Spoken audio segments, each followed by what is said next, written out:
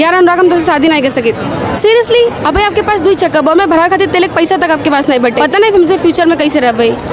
बस इतना सी बात। हाँ बताइए कैसे रहा भाई।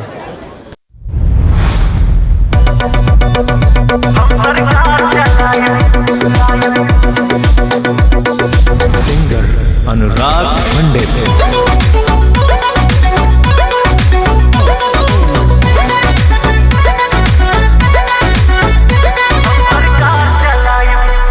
हाँ गांव से बाहर बेमिसाल एक बंगला बना ही आरी बाउंड्री घेर के अंदर पेड़ लगा ही।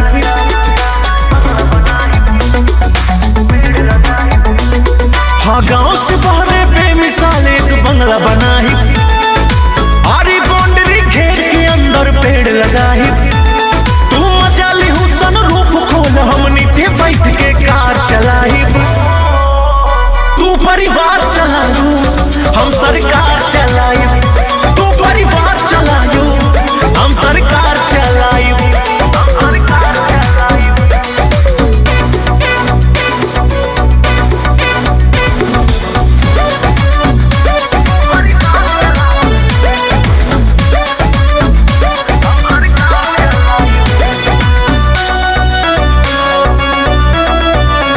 हाँ हो ए बात प्यार वही वाली मारब अंगुर से हिले वाली। शादी के दिन बाजे ताता बजरे में तान बीस धुई नाली।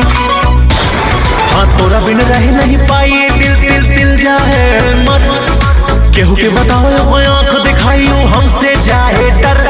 तू आंख मून के साधो निशाना हाथ पकड़ हम गोली चलाई। तू परिवार चलायू हम सरकार चलाई। तू परिवार चलायू हम सरकार चलाई।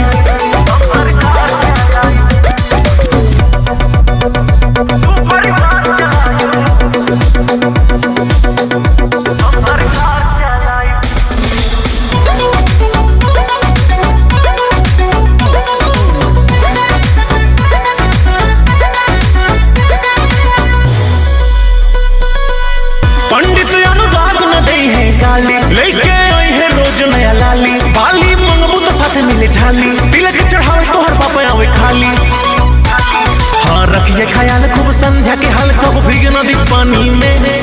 रब सीना लेके ताने जैसे बॉर्डर पे जवान अच्छे आए न जवानी में।